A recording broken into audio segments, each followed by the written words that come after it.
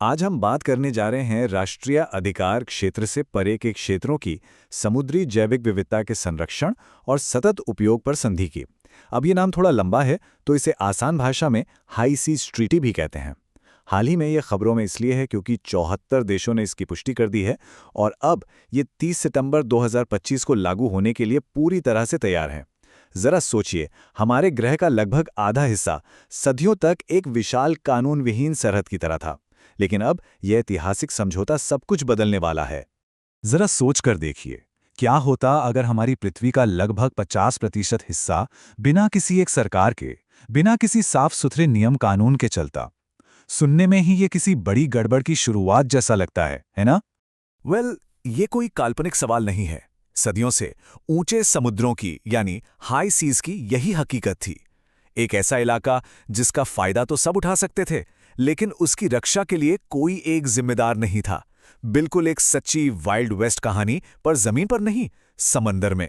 तो चलिए समंदर के इस वाइल्ड वेस्ट को थोड़ा और समझते हैं और ये भी जानते हैं कि ये नई संधि आखिर इतनी ज्यादा जरूरी क्यों है। इसके लिए हमें पहले ये समझना होगा कि ये हाई सीज हैं क्या और अब तक इन पर कौन से नियम लागू होते थे। तो असल में ये हाई सीज है कहाँ? इसे ऐसे समझिए कि हर देश के पास समंदर में अपना एक आंगन है, जो उसकी तटरेखा से 200 समुद्री मील तक फैला है। अब इस आंगन के बाहर जो कुछ भी है वो सब है हाई सीज, हमारे ग्रह का एक बहुत बड़ा साझा आंगन। ये अंतर्राष्ट्रीय जल है जो सभी के लिए तो खुला है, लेकिन किसी एक देश के अधिकार में नहीं आता। दशकों से हमारे पास समुद्रों के लिए एक बुनियादी रूल बुक रही है। इसे United Nations Convention on the Law of the Sea या यूएन क्लॉज कहा जाता है। 1982 में बनी ये संधि समुद्रों का संविधान है।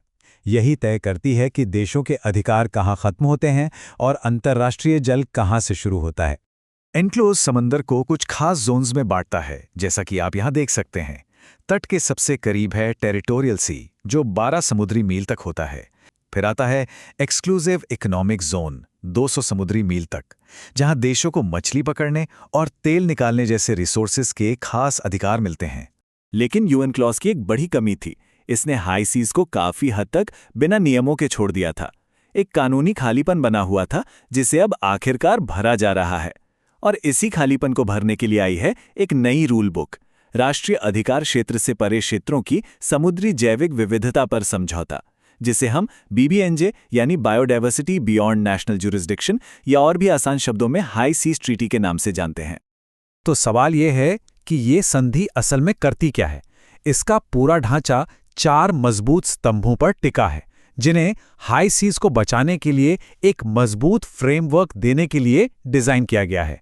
ये संधि 4 मुख्य स्तंभों पर बनी है। पहला, मरीन प्रोटेक्टेड एरियाज बनाना, समझ लीजिए समंदर के लिए नेशनल पार्क। दूसरा, मरीन जेनेटिक रिसोर्सेज से होने वाले फायदों को सबके साथ साझा करना।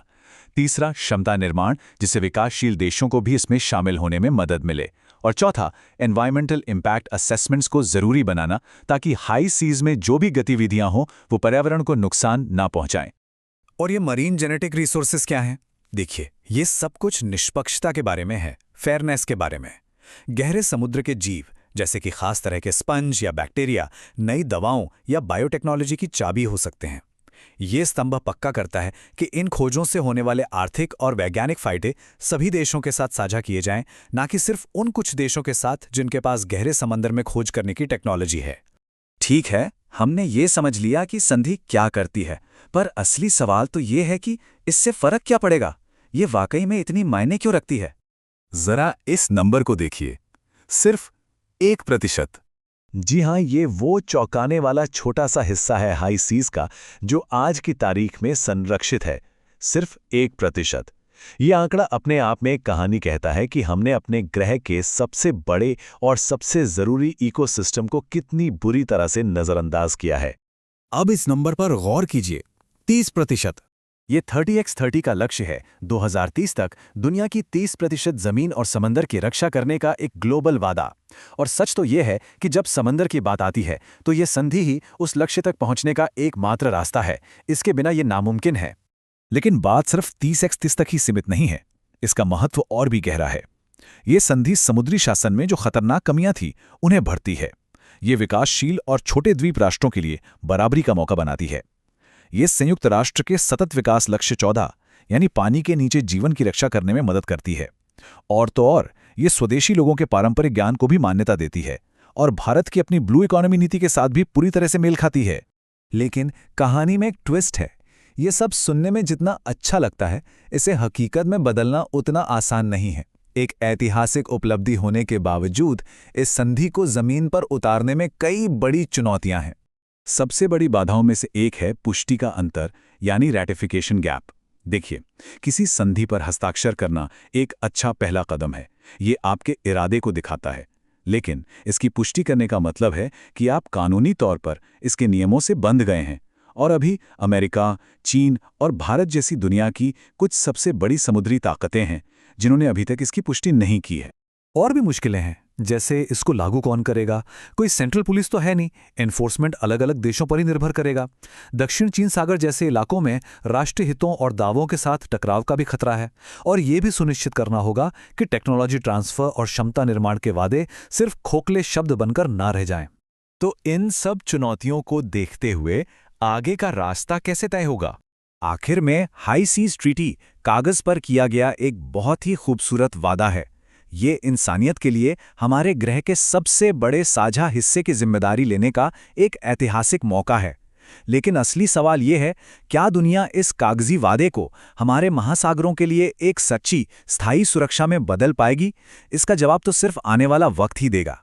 अगर ये वीडियो आपको पसंद आया हो तो लाइक जरूर करें, शेयर करें उन दोस्तों के साथ जिन्हें यूपीएससी, लॉ या जनरल नॉलेज की तैयारी करनी है।